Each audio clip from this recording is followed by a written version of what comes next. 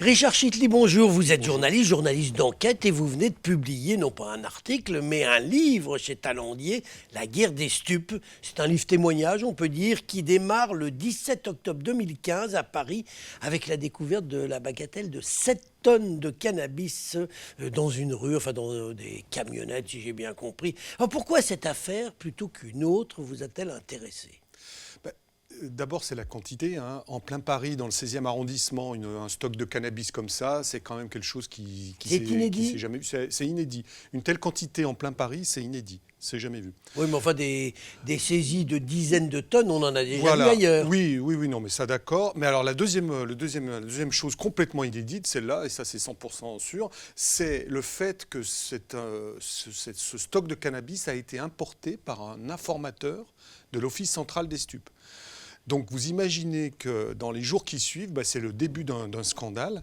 Vous appelez ça un scandale d'État, vous n'exagérez pas un peu Un petit peu, bon c'est les titres des livres un peu, effectivement un peu vendeurs, il y a un côté un peu vendeur, je le reconnais. Mais pourquoi d'État ? Parce que tous les services d'État vont être remis en cause dans leur méthode à travers cette affaire. Et c'est pour ça qu'elle m'a intéressé, c'est qu'elle interroge la méthode de lutte contre la drogue en France. Alors les policiers, bien sûr, qui sont... On peut le penser dépassé par leur informateur. Leur informateur qui était un truand. Qui est un truand à la base, mais forcément, un bon informateur ne peut être qu'un truand, sinon il ne donne pas de bonnes informations. C'est le principe de départ, avec tous les risques que ça suppose. Et on le voit bien dans cette affaire-là.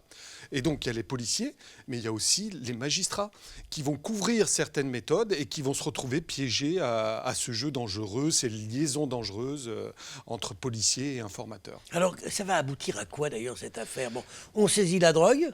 Parce que quand même, on l'a saisi. Comment on l'a saisi alors que ça a été un informateur qui a donné l'info ? Alors, sans doute, mais c'est pas. Alors, on n'appelle pas ça un informateur, mais un aviseur. Pourquoi ? Parce que c'est un autre service qui va saisir la drogue, ce sont les douanes.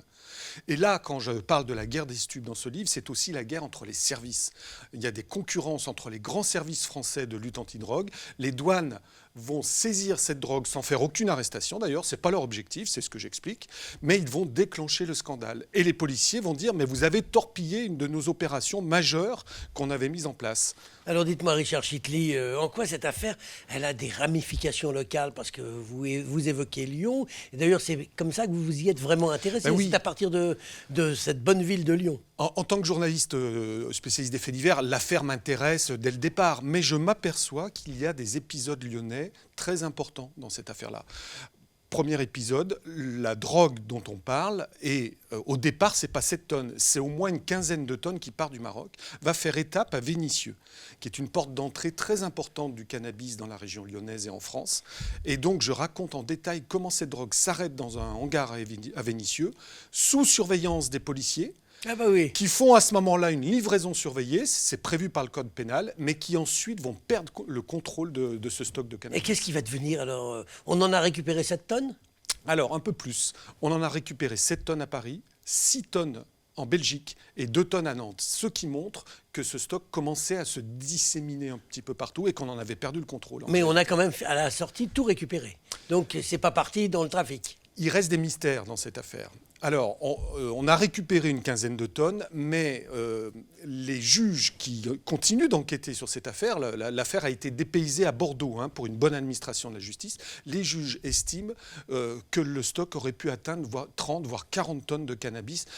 Pourquoi ? Parce qu'un camion semi-remorque avait été loué pour cette importation. Et donc le contenu du camion, qui avait été revêtu de plaques de plomb d'ailleurs pour échapper au contrôle, laisse supposer que le stock aurait pu être beaucoup plus important. Alors, Richard Chitli, au-delà de cette affaire, votre livre évoque aussi le poids économique du trafic de drogue. Est-ce que vous êtes d'accord avec ceux qui disent que la police, l'État, a perdu la guerre de la drogue ?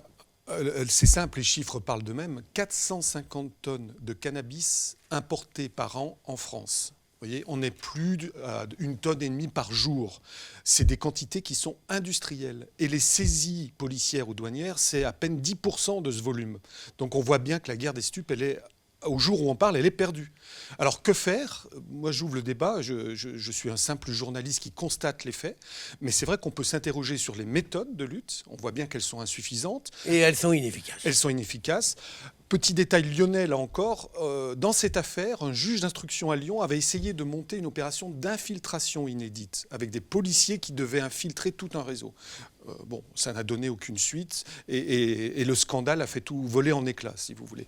Mais on voit bien que les méthodes sont insuffisantes, et le débat sur la légalisation, la dépénalisation du cannabis peut être alimenté à travers cette affaire-là. Parce que, est-ce que ça peut être la bonne méthode qui court-circuite les réseaux criminels? C'est possible, je n'ai pas la réponse. Vous avez vu que la ville de Villeurbanne a lancé un débat sur ce sujet il y a peu, avec une réflexion de fond. Une réflexion de fond. Voilà, il ne faut pas prendre ça du côté épidermique en disant mais comment légaliser la drogue, c'est pas possible. Il faut essayer de voir la réalité criminelle aujourd'hui qui se cache derrière ces réseaux. Ce sont des réseaux très puissants, avec des enjeux financiers et puis surtout un enjeu criminel pur, hein, avec des règlements de compte, une violence extrême. Moi, je raconte des enlèvements, des séquestrations qui sont liés à ce trafic de drogue. Et la région lyonnaise est vraiment une plaque tournante dans ce domaine. Alors, la région lyonnaise a l'air d'être plutôt épargnée par les règlements de compte violents que connaît Marseille. Est-ce qu'il y a un risque que ça arrive à Lyon?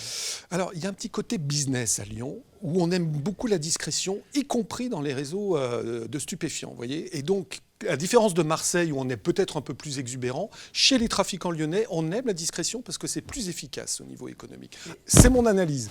Mais on n'est pas à l'abri, évidemment. Alors déjà, il y a des règlements de compte.